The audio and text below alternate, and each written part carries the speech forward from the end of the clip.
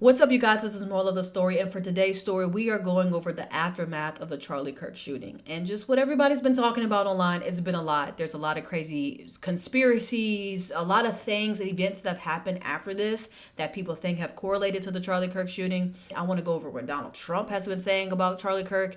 And yes, we're definitely going to talk about Candace Owens as well and what she talked about in her podcast yesterday. And it has everything to do with Israel and how she thinks Israel is the perpetrator of Charlie Kirk's death. Yes. Who would have thought Candace Owens is going to blame it on the Jews? Who would have thought? We're going to get into that too later on in the video. But before we get into that, I am Moral of the Story. And on this channel, we commentate about politics, pop culture, YouTube drama, anything that I'm interested in. I turn on my camera and I yap about it to you guys. So if that's something that you're interested in, please subscribe to the channel, like, and drop a comment in the comment section below. All right, let's get back to the video. So we know Tyler Robinson is the killer. They have reprimanded him, investigated him, interviewed him, and apparently he is the guy. What I think is a little weird is, yo, tell me why the first statement that his grandmother had to say was, "We're Republicans. I don't want y'all to think we're liberals. We're not liberals around here.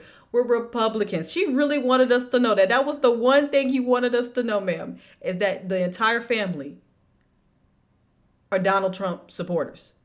Really? That's what you wanted us to know? Okay, so let me see if I can find the quote. What did his grandmother say? Tyler Robinson's grandmother, Debbie Robinson, 69, told the Daily Mail that their family are staunch Trump supporters. "My son, his dad, is a Republican for Trump. Most of my family members are Republican. I don't know any single one who's Democrat. We don't know them Democrats. We don't know none of them people over here." So she's confused. She's like, I don't know where this came from. But she just wanted us to know they are not Democrat. Thank you for that, Debbie. I appreciate that. Debbie explained that it was Tyler's father, Matt, 48, who turned him in after he confessed. Unable to reach her son since the arrest, she admitted, "I'm just so confused," describing Tyler as the shyest person who has never ever spoke politics to me at all, and insisting he has never ever gotten in trouble in his life. Okay, well, I mean, I feel like that's what a lot of people say, and I'm sure they are shocked. I'm sure that they are, you know? I mean, I wouldn't know what to say if this was one of my family members, so I'm not going to take that away from her. But I just found it so funny that she was like, "I need y'all to know we are not liberal. No, not around here." Okay, cool. So that was interesting. Another thing that I found interesting was that there were a lot of HBCUs that had to go under lockdown the day after Charlie Kirk passed away. And so a lot of people are correlating this and saying that because Charlie Kirk passed away, and this was before Tyler Robinson was declared the shooter, right? They had found that old man and they said it was the old man. I'm so sorry to you. Okay, because I thought it was you too. They thought it was the old man, and then they realized they released them. No, it's not. So, at this time, when these HBCUs went under lockdown, no one knew who the shooter was. Well, apparently we have Alabama State University, Hampton University, Virginia State University, Southern University, Bethune Cookman University. They all were on lockdown the morning of Thursday, September 11th. So this is the day after, I believe, Charlie Kirk has passed away. And so a lot of people are saying that they were receiving this. The timing is odd, I will say. Okay, so people are threatening HBCUs so much that they had to go on lockdown. Okay. And this is after, Charlie Kirk passed away. So a lot of people are saying, well, because he passed away, there are certain conservatives who think that it was a black man involved. Which, did people think that? Did y'all think that? Who thought that? I thought we all knew. Okay, anyways. So I guess some people are thinking that conservatives assumed that it was a black man or something like that, and they decided to threaten HBCUs for whatever reason. Now, let me be honest with you. I don't see any substantial evidence that correlates to that. Besides the timing is odd. And that could have very much been the case. Maybe there was some crazy conservatives that, because, Charlie Kirk, he didn't really speak highly of the black community ever. So I can understand why people would assume or maybe accuse conservatives, crazy conservatives, as the perpetrator of, threatening these HBCUs. But besides the timing, I don't really see any other correlation. Like there's nothing that says, oh, this for sure is the reason why these schools were threatened. But I don't think there's any real correlation to this. I'm going to be real. That's just me. That's just my opinion. Don't hate me for it or hate me for it. I don't care. I'm still going to be living, breathing. So another thing that I've been seeing online is this clip of Charlie Kirk talking about the Second Amendment right. I haven't seen the thing in totality. I've just seen people react to it. And he's essentially saying that, unfortunately, we are going to have deaths, shootings, gun violence every year in order to keep the Second Amendment right. That's just the cost that we're going to have to pay. And he believes that the Second Amendment right should always be there in order to protect our God-given rights. This is what he had to say. So, once again, haven't seen the clip in totality. I wanted to react to it with you guys. So, I'm pulling it up. I found it on YouTube. Let's see what he had to say. So we need to be very clear that you're not going to get gun deaths to zero.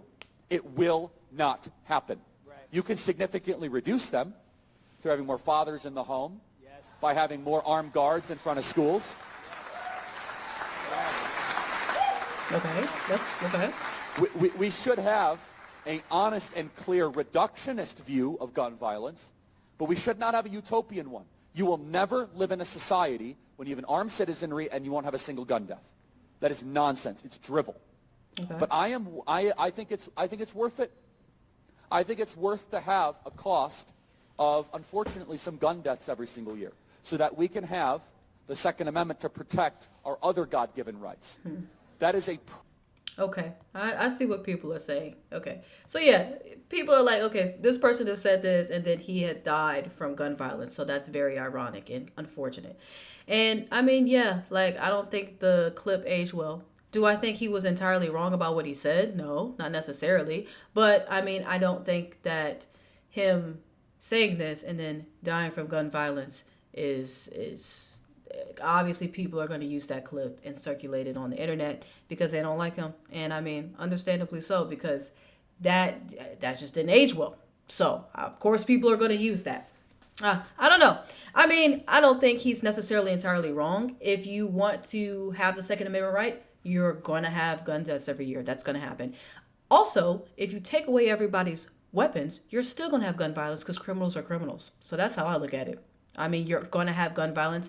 The only way to end gun violence is to have the right morals and the right, like he even said, fathers in the home. That's definitely a good thing to have, right? Well, I mean, some people might argue, well, the shooter had a father in the home. That's true too. But I mean, I get what he was trying to say. If there's more grounded family morals instilled in people, then you can reduce gun violence, but you're never going to get rid of it in totality. Okay, I mean, that ain't too bad. Did it age well? No, it didn't. Let me show you something that's also not going to age well. Donald Trump. This man is funny. This is so crazy. Charlie Kirk's wife has been going on all over social media talking about how much Donald Trump has loved Charlie Kirk. Charlie Kirk was a big fan of Donald Trump, clearly.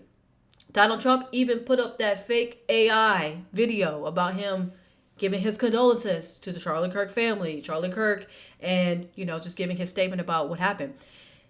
This is what he had to say 2 days later. My condolences on the loss of your friend Charlie Kirk. May I ask, sir, personally, how are you holding up over the last day and a half, sir? I think very good. And by the way, right there, you see all the trucks. They've just started construction of the new ballroom for the White House. Got you. Here's another angle. Holding up over the last day and a half, sir. I think very good. And by the way, right there, you see all the trucks. They've just started construction of the new ballroom for the White House, which is something they've been trying to get, as you know, for about 150 years. And it's going to be a beauty. It'll be an absolutely magnificent structure.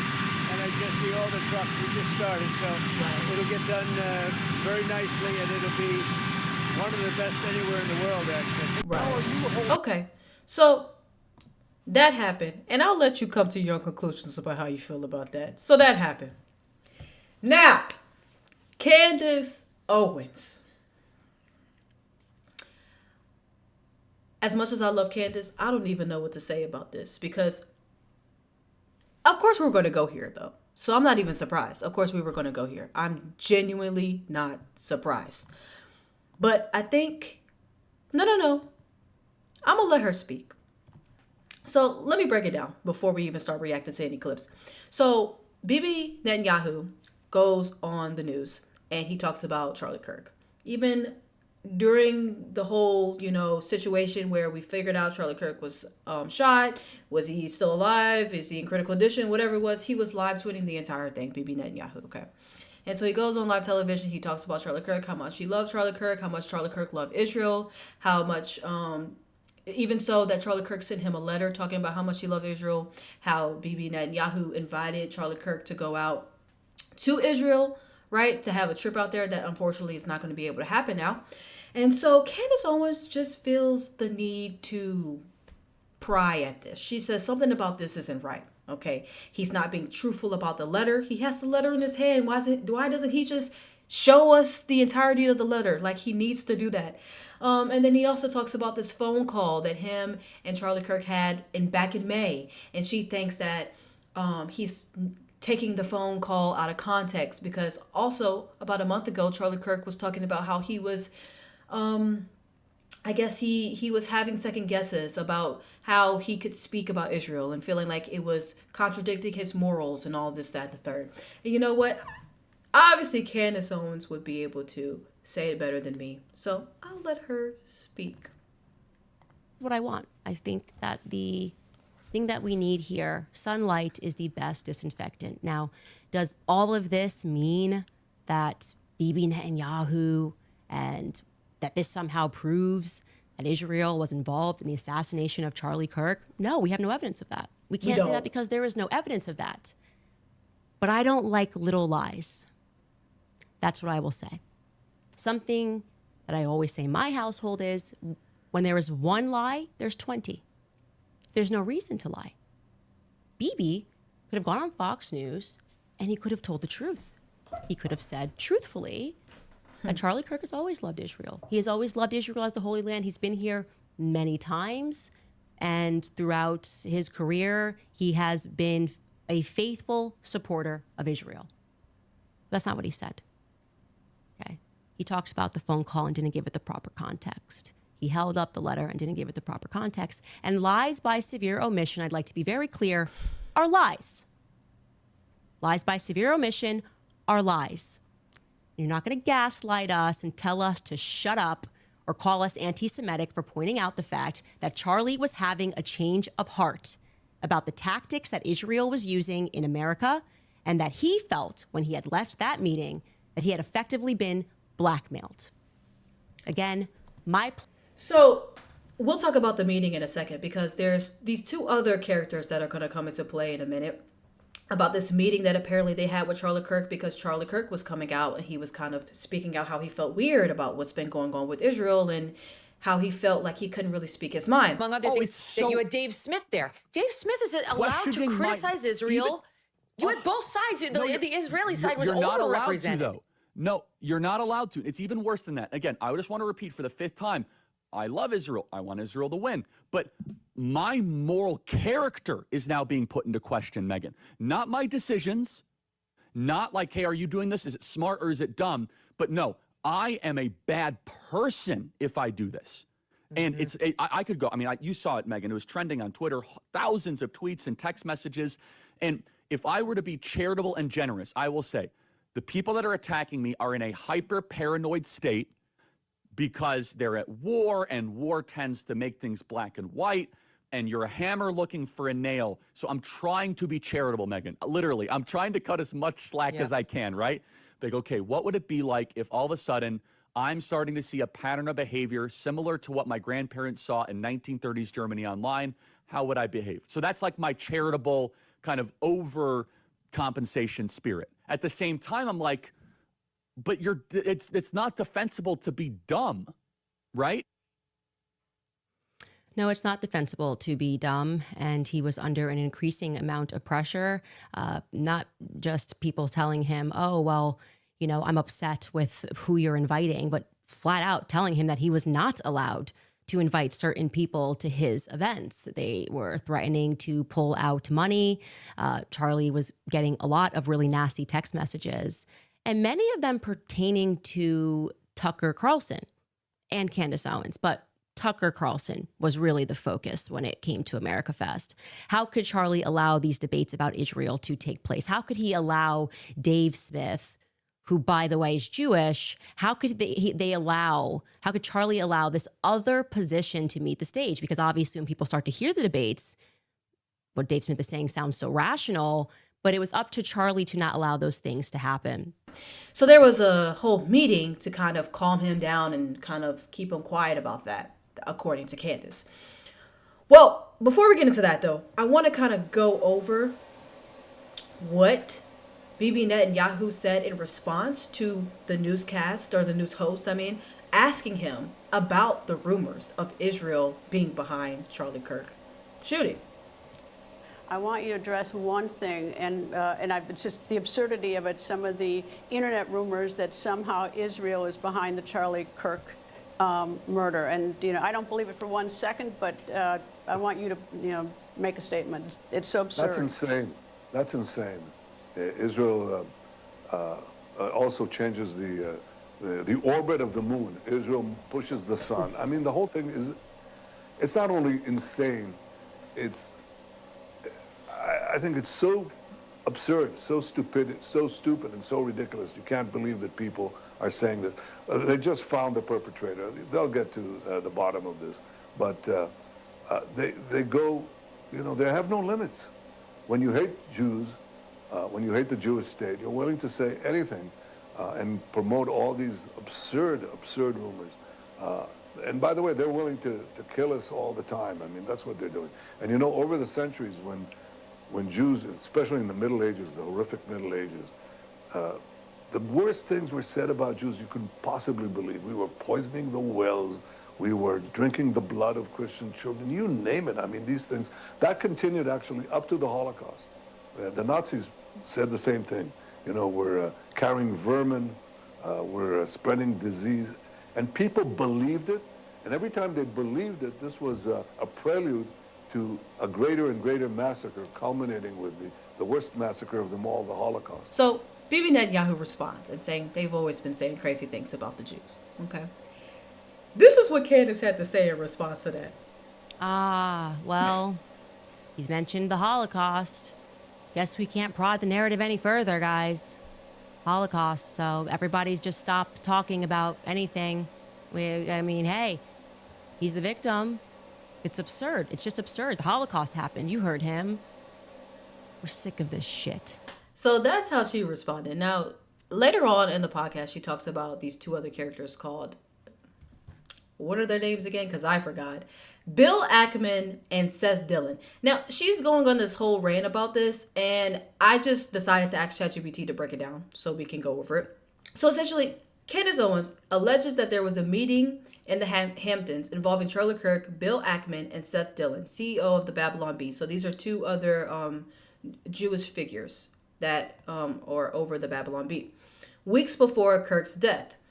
She claims that during the interview, Ackman and Dillon pressured Kirk to change his stance on Israel. This includes allegations that Kirk have been contacted by Prime Minister Benjamin Netanyahu to visit Israel. Owens alleges that threats were made during the meeting to coerce Kirk. She also says that Kirk was offered a ton of money in that moment, presumably as a bribe and inducement or incentive to align with certain positions. And then she accuses them of blackmailing, or essentially she accuses Israel of blackmailing Charlie Kirk. She kind of clears this up in a later tweet that she posts today. And so I don't know, y'all. I don't know. Candace, she always goes on a rant like this, and she seems very passionate about it. Am I going to sit here and say that she's wrong? No. Am I going to sit here and say that she's right? Absolutely not either. Okay? But apparently she feels very, very, very strongly about this position. And she thinks that there's something else going on with Charlie Kirk's death. He was changing his stance on Israel.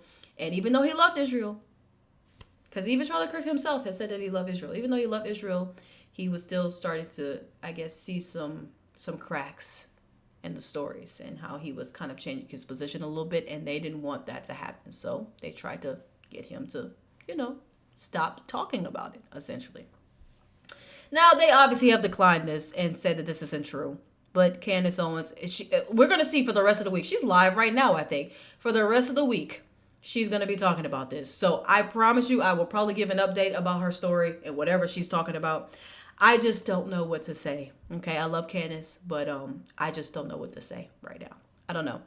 And I think it's very telling. I feel like if Erica Kirk felt the need to come out and say that Candace Owens is wrong, she probably would have by now. She's been very much in the public, okay? And she hasn't. So I don't know what that means. But hey, who knows? But let me know what you guys think in the comment section below, and I'll see you in the next one. Peace.